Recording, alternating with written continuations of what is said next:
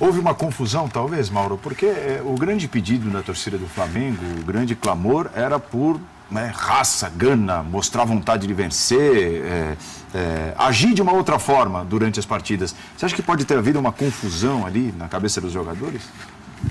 Eu acho que eles, especialmente o Viseu, na entrevista depois do jogo, mostrou uma cabeça bem confusa, né? Completamente sem noção. Ele agiu na entrevista, ele falava como se tivesse feito uma pequena traquinagem, né? Uma criança quando quebra um objeto da mãe, do pai, mas nada muito importante, não é um objeto muito valioso. Você dá uma bronca porque quebrou, mas tudo bem, compra outro, custa R$1,50 ali na loja, R$1,99, tudo certo, não se machucou, tá tudo bem. Né? Fez uma bobaginha. Não, ele fez um negócio muito sério, ele é um profissional. Aliás, esse rapaz joga no profissional do Flamengo desde o ano passado. E é um dos jogadores superestimados, aliás, desses que surgem por lá. Eu acho que isso reflete, primeiro, a divisão do grupo. É evidente ali que aquilo é briga engarrafada. Dois caras que, por alguma razão, não fazem parte da mesma panela. E aí, quando tem uma pequena desavença de jogo, ela se transforma numa grande confusão. A reclamação do Rodolfo foi correta. O Viseu deixa o Romero sozinho. O Viseu erra 2 vezes, comete o erro. Aquela jogada é uma jogada marcada como qualquer time de futebol profissional prepara defensivamente o posicionamento dos seus jogadores e ele se distraiu, se desconcentrou, não prestou atenção. Então, a advertência do Rodolfo foi correta. Não sei o que o Viseu disse para ele. Algo foi dito que o Rodolfo se irritou. Não justifica também dar um soco no companheiro. Ano passado, o Ayrton do Botafogo foi expulso, para citar um exemplo recente, tem vários, no jogo contra o Grêmio em Porto Alegre, porque ele e o Sassá se estranharam. E o Botafogo ficou com menos um jogador em campo. Então, o árbitro poderia ter expulsado o jogador. A atitude do Viseu a fazer o gesto, eu acho que evidencia um individualismo inaceitável. É mais ou menos assim, eu fiz o gol, né? E ele mandou o dedo, chupa, né? Mais ou menos foi o que ele falou pro cara. Sim. Peraí, eu sou do mesmo time que ele, então o gol dele é bom pro Rodolfo, não é ruim pro Rodolfo. Qual o raciocínio ali, amigo? Então, o gol do Viseu é ruim pro Rodolfo porque os dois se estranharam? Não. O gol do Viseu é bom pro Rodolfo, porque acima de tudo apesar deles terem se apesar deles, eles jogam no mesmo time. E a camisa tem que estar em primeiro lugar. Eu acho uma falta de respeito com o clube absurda. E acho impressionante a forma como o dirigente passa a mão na cabeça. A declaração do Rodrigo Caetano hoje, você até citou passando, Arnaldo. O jogo de ontem teve uma carga de pressão muito alta. Gostaria de levantar uma alerta de pressão demasiada. Vale para refletirmos, tal, bababá. Ora, bolas, vai jogar num time pequeno da segunda divisão, não tem pressão, amigo. No Flamengo vai ter pressão, sim. Vai ter pressão. No Real Madrid também tem pressão. No Galatasaray tem pressão. No Boca Juniors tem pressão. Eles perdeu pro Racing ontem 2-1. Todo lugar tem pressão. Time grande. Time pequeno não tem pressão, porque não tem torcida, não tem mídia, não tem muito dinheiro envolvido. Então, você resolve ali entre vocês mesmos. Então, isso é inerente ao papel desse... E outra coisa, essa pressão demasiada que o dirigente do Flamengo pede agora para diminuírem, ela só aconteceu por culpa dos próprios jogadores. Eles criaram essa situação. Como? Com a atuação ridícula contra o Coritiba e preguiçosa, com a atuação patética contra o Palmeiras. Né? O Palmeiras teve mais dificuldade para fazer o primeiro gol no Sport do que no Flamengo. O Sport quase rebaixado. Depois virou uma goleada até exagerada. Mas o primeiro tempo de Palmeiras e Sport foi mais difícil para o então ainda campeão brasileiro, né, do que o jogo entre Palmeiras e Flamengo, que foi um treino. E o jogo anterior do Grêmio, que o Flamengo vencia, falando dos jogos fora, né? E perdeu rapidamente. O Grêmio fez ali os 3 gols e acabou. O torcedor está vendo isso, ele está se irritando, ele vai cobrar. Vai acumulando. Ontem, jogaram alguma coisa do jogador? Agrediram ou não? Chamaram de time sem vergonha? Podemos concordar ou não se deve se chamar o time de sem vergonha entrando em campo. Mas não foram xingados, não foram agredidos, não tacaram nada em ninguém. Então, é uma manifestação de quem comprou o ingresso. Ali o cara comprou o ingresso e está mandando o seguinte recado: vocês não honram a camisa, corram. Eles correram ontem, se empenharam. Agora, isso tudo que aconteceu ontem, eu acho que, primeiro, envergonha o clube. Tem torcedor que se orgulha porque eu acho que eles não entendem muito bem o tamanho do Flamengo. E confundem raça. Até pus ontem alguns exemplos de raça no Twitter, como Almir Pernambuquinho, que fez um gol uma vez contra o Bangu, ralando a cara na lama, na terra, né? Ou o Valido, que fez o gol do primeiro tricampeonato do Flamengo com febre de 39 graus, um argentino, né?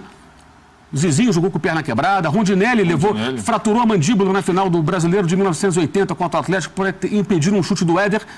O Éder chutava, parecia um cavalo. O maluco do Rondinelli, que era o deus da raça, por isso pôs a cabeça na frente, fraturou a mandíbula e não jogou a final, jogou manguito. E existem vários exemplos, como em todos os grandes clubes, você vai encontrar referências de jogadores raçudos, guerreiros, essa coisa toda. Então, raça, entrega, dedicação, amor à camisa é outra história. Não é se desentender com o cara do teu time. Pelo amor de Deus. Então vocês vão entender que o desentendimento de dois jogadores do mesmo time, as vaidades, as diferenças pessoais, falaram mais alto do que o interesse do time no momento que o Flamengo vencia o jogo. E aí, de fato, o Corinthians está de ressaca, não é problema do Flamengo, ele tinha que vencer o jogo, precisava da vitória, a vitória estava encaminhada, e se os dois fossem expulsos, ou seja, se o árbitro não for, quem foi o Banana foi o juiz ontem, né? Não foi o Flamengo. Então, se o juiz não fosse o Banana, ele expulsaria os dois, embora também ache até que pode ser um certo exagero, concordo com o Arnaldo com relação a isso, mas a lei lá diz isso, ele poderia expulsar. Ele aliviou, ele administrou. Ele não teve coragem de expulsar nenhum nem outro. Se expulsa os dois, é outro jogo. O Corinthians volta com 11 contra 9, e de repente empata ou vira o jogo, e aí? Como seria o final da tarde, o início de noite na Ilha do Governador? Seria muito pior. E eu acho que se passa muito mão na cabeça. Eu acho que esses jogadores tinham que ser ou afastados, ou a punição tem que ser colocada de público. Ah, uma coisa fechada. Fechada é pinóia. O Flamengo é da torcida, o Flamengo não é dessas pessoas. Ora, bolas, o faturamento do Flamengo vem de onde? Vem do seu torcedor, da televisão, principalmente, das rendas. A renda é até pouca coisa, mas, da publicidade na camisa. Então, acho que deve sim ao torcedor do Flamengo, à direção do Flamengo, uma satisfação. O que foi feito com relação a... Foram punidos? Percentual do salário? O que diz ali? Os torcedores são os chefes. E não foram respeitados ontem. Acho impressionante como realmente algumas pessoas, como disse o Jean, têm a facilidade para entender esse tipo de comportamento como algo positivo. No tipo positivo não tem nada. Agora, até entenderia o seguinte, eu compreendo quando um jogador com muita vontade de ganhar se desentende com o adversário, que quer desestabilizá-lo e aí até eventualmente perde a cabeça ou faz uma bobagem. Você está contra o seu adversário, o seu oponente. Agora, o cara do seu time, você não pode brigar, não pode acontecer. Esse tema, aliás, ontem, muito bem o Diego, goleiro, e o Diego, meio campo, né? O Diego Alves e o Diego. Jogando bem os dois, muito bem, e participando como apaziguadores naquele momento. Agora, o gesto do Viseu é mais ou menos o seguinte, eu estou jogando para mim. Eu fiz o gol. Você é do meu time, mas ao mesmo tempo você não é. Então, toma aí, cara. Quer dizer, que coisa absurda, que coisa patética. E isso só mostra a falta de comando. O futebol do Flamengo não tem comando. Não se iludam com essa vitória. Ainda é muito pouco para achar que tudo está uma maravilha. Enfrentou um adversário desfalcado, um Corinthians de ressaca, né? Fez o seu papel, o Flamengo venceu, mas ainda tem ainda pelo menos 2 jogos contra o Júnior Barranquilla, né? Tem o jogo contra o Santos, não tem ainda a vaga na Libertadores garantido. Tem nada garantido. Tem que repetir o comportamento positivo do time, no sentido de ter jogado bem, com mais empenho e tudo mais. E na escalação, um detalhe, né? A entrada do Giovani e do Mancoelho, o Mancoelho tinha jogado 65 minutos apenas com o Reinaldo Rueda contra o Avaí. Foi titular, saiu durante o jogo. Deixa claro que ele foi buscar jogadores que não vinham sendo muito aproveitados. No caso, o Mancoelho nem vinha jogando, porque ele vai perdendo também as esperanças em alguns nomes. Especialmente o Everton Ribeiro, que ontem foi barrado. Ele ficou no banco por opção do técnico.